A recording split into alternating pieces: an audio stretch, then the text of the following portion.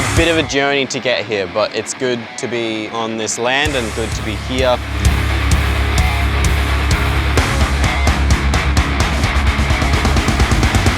Shit show. And we want to try to get to the top.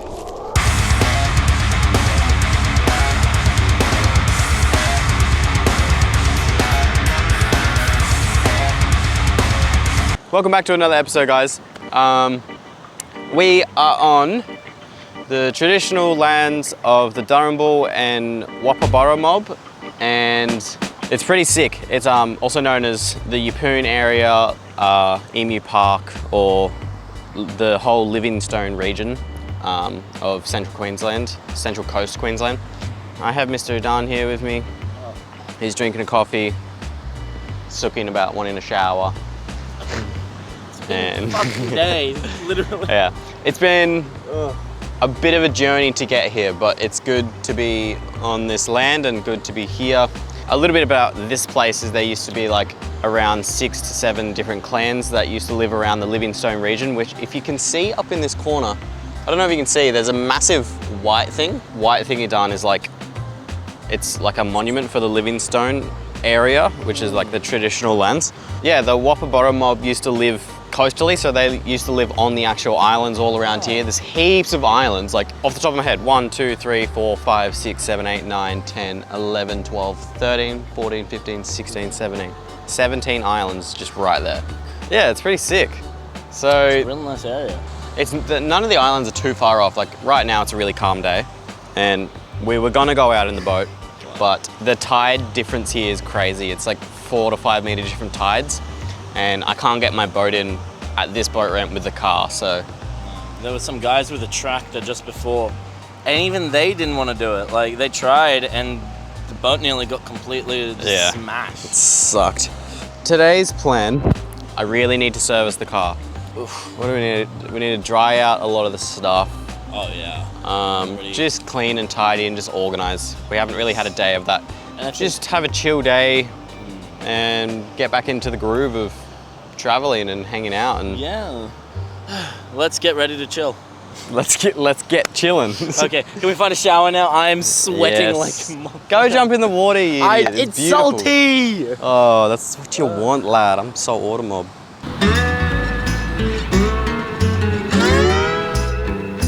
Engineer, where are you headed? Carry me back to Tennessee. Oh, I got a little girl who's been waiting. Promised that she'd marry me. Mr. Can we leave this seat? I'll shovel coal. What I'm doing is I'm changing out the dual battery isolator kit because I think this one's broken. I'm pretty sure it got wet. So we're gonna put the new one in, take the old one out. Ooh. So at a certain point, when this battery drops below a certain voltage, it shuts off the connection, because if it didn't shut off the connection, then it would drain this battery. So this isolator is an automatic switch when it drops below, I think it's like 12.6 volts or something. 12 volts. I think it just didn't shut off the other night when I had the fridge running. So the fridge drained the battery in the back of the car as well as this starter battery, which was a bit of a shit show, as you would have seen.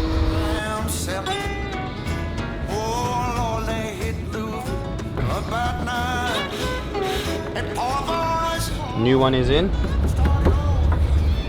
Let's hope that's what the problem is.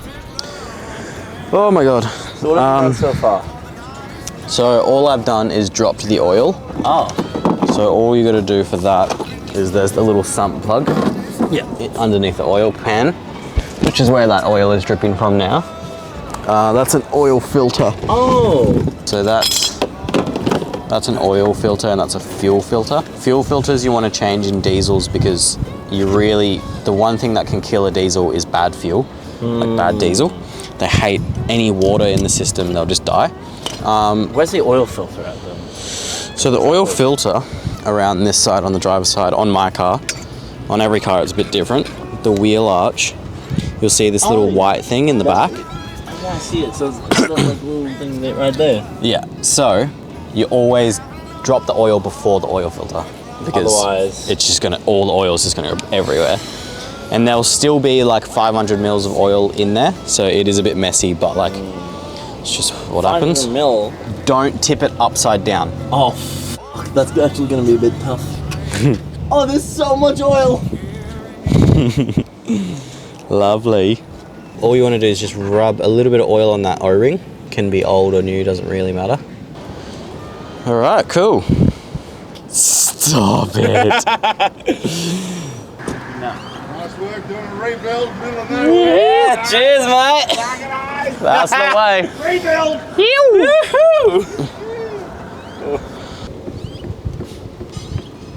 Drink up. So we've decided we're actually going to put the boat in today because there's another boat ramp. We just talked to a few locals and they were like, oh, there's another boat ramp down at Curruman Creek, so that's like 15 minutes away. Anyway, we're keen as, and we'll get in the boat soon and go for a flick. And apparently they've been getting good finger mark and Spanish mackerels and spotty mackerels and stuff, and red emperors just off the islands and stuff here. So yeah, we're pretty freaking keen. We've got it done with a lap of oil. We don't know where else. We need to go to a shop and put it in bottles and then dispose of it properly, but we're gonna drive and we're gonna have it done sitting there with oil on his lap.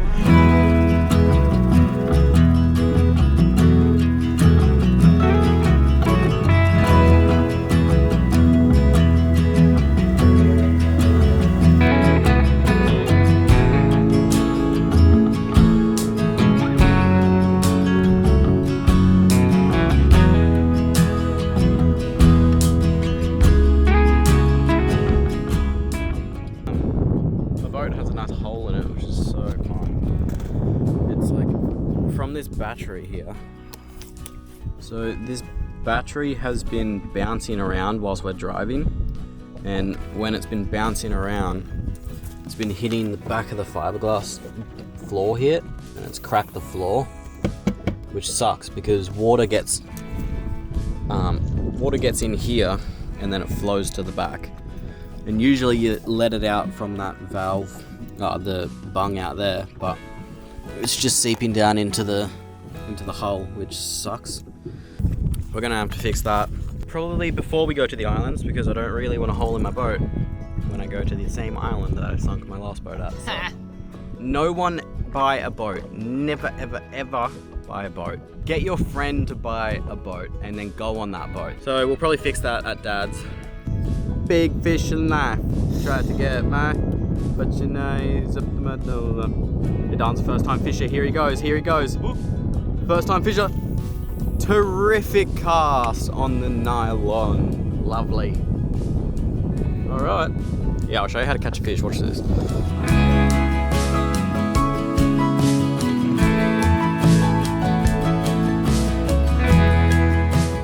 The battery terminals come loose.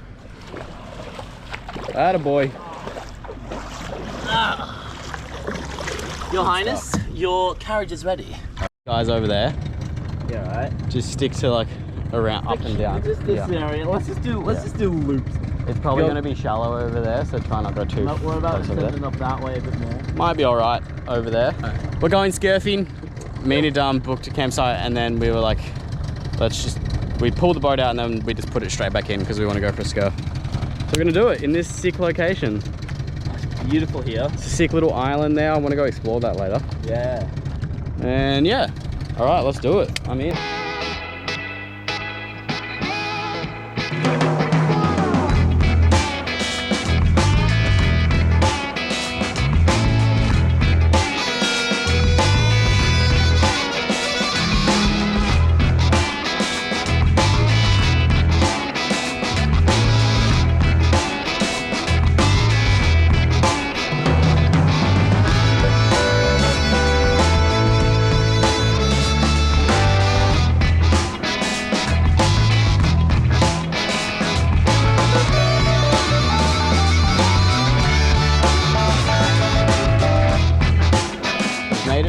own little island. What's up, gang? We got the boat anchored. So we're on this island and we want to try to get to the top. Are you ready? That's a straight up bush. Yeah, but... And we're barefoot. We're going on an adventure. Because I'm an island boy. This is cool island. Nice mangroves. Is this gold top or what?